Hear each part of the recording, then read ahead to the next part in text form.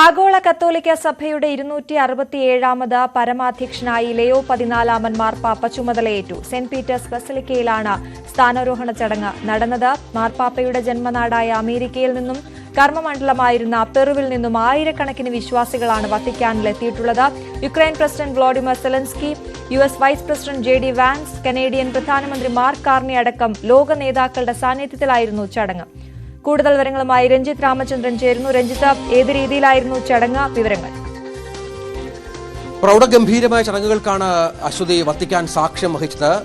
ആഗോള സമാധാനത്തിന് ആഹ്വാനം ചെയ്തുകൊണ്ടാണ് തന്റെ പുതിയ കർത്തവ്യത്തിലേക്ക് മാർപ്പാപ്പ തുടങ്ങിയത് എന്നുള്ളതാണ് ഏറ്റവും പ്രധാനപ്പെട്ട കാര്യം. നമുക്കറിയാം, ലോകവ്യാപകമായി യുദ്ധം നിലനിൽക്കുന്ന ഒരു സാഹചര്യമുണ്ട്. വിവിധ രാജ്യങ്ങൾ തമ്മിലുള്ള സമാധാന ശ്രമങ്ങൾ പലതരത്തിൽ പുരോഗമിക്കുകയാണ്. ഇതിനിടയിലാണ് വളരെ പ്രധാനപ്പെട്ട ഒരു ദൗത്യം കൂടി തന്റെ മുന്നിലുണ്ട് എന്ന ഓർമ്മപ്പെടുത്തലോടെ മാർപ്പാപ്പ സ്ഥാനമേൽക്കുന്നത്.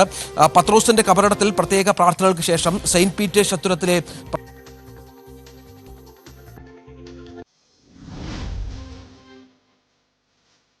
267ാമത് പരമാധ്യക്ഷനായാണ് ലിയോ 14 മാർപ്പാപ്പ ചുമതലയേറ്റത്. സെന്റ് പീറ്റേഴ്സ് ബസിലിക്കയിലാണ് സ്ഥാനാരോഹണ ചടങ്ങുകൾ നടന്നത്.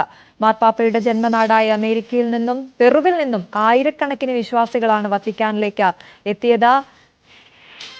ലോക നേതാക്കളുടെ സാന്നിധ്യത്തിലായിരുന്നു ചടങ്ങ് സെന്റ് പീറ്റേഴ്സ് ബസിലിക്കയിൽ നടന്നത്.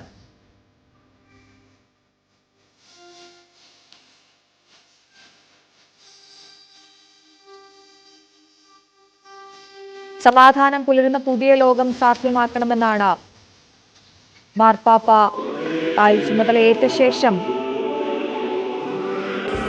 അദ്ദേഹം പറഞ്ഞത്.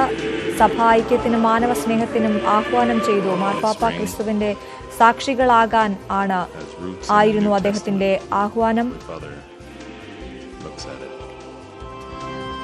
It's called the Fisherman's Ring because Peter was the fisherman into the deep sea of history. Ranjith, തുടരാം.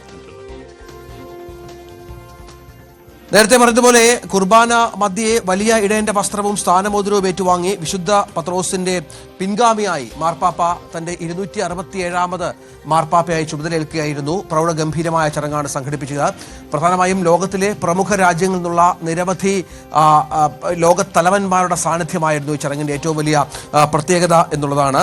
ഫ്രാൻസിസ് മാർപ്പാപ്പയുടെ ആശയങ്ങളോടുള്ള ആഭിമുഖ്യം കൂടി അദ്ദേഹം തന്റെ പ്രസംഗത്തിൽ എടുത്തുകാട്ടുകയുണ്ടായി. നമുക്കറിയാം, ഏറ്റവും ജനകീയനായ മാർപ്പാപ്പയായിരുന്നു ഫ്രാൻസിസ് മാർപ്പാപ്പ. അദ്ദേഹം ലോക സമാധാനത്തോട്, ലോകത്തെ ഏറ്റവും വേദനിക്കുന്ന ആളുകളോട് ചേർന്ന് നിന്ന ഒരു പശ്ചാത്തലമൊക്കെ ഉണ്ടായിരുന്നു. അതിനോട് ആഭിമുഖ്യമുണ്ട് എന്നും അദ്ദേഹത്തിന്റെ തുടർ വഴിയായിരിക്കും തൻ്റെത് എന്നും വ്യക്തമാക്കിയായിരുന്നു മാർപ്പാപ്പ എന്നത് പ്രധാനപ്പെട്ട ഒന്നാണ്. ഇത് സ്നേഹത്തിന്റെ സമയമാണ്, ലോക സമാധാനത്തിനായി ഒരുമിക്കണം എന്ന് അദ്ദേഹം ആഹ്വാനം ചെയ്യുകയുണ്ടായി. സമാധാനമുള്ള ഒരു പുതിയ ലോകത്തിലേക്ക് നയിക്കണം എന്നും അദ്ദേഹം പറഞ്ഞു വെച്ചു. ഫ്രാൻസിസ് മാർപ്പാപ്പ കാലത്തോടെയാണ് 69കാരനായ റോബർട്ട് ഫ്രാൻസിസ് കർദിനാളുമാരുടെ കോൺക്ലേവ് പുതിയ മാർപ്പാപ്പയായി തെരഞ്ഞെടുക്കപ്പെട്ടത് എന്നുള്ളതാണ്.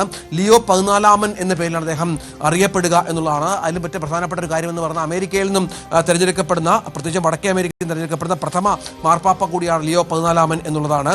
ഏറെ US കുടിയേറ്റക്കാർക്കെതിരെയും അഭയാർത്ഥികൾക്കെതിരെയും ഒക്കെ അടുത്ത കാലത്തായി ഉയർന്നു വന്ന പലവിധ പ്രശ്നങ്ങളുണ്ട്.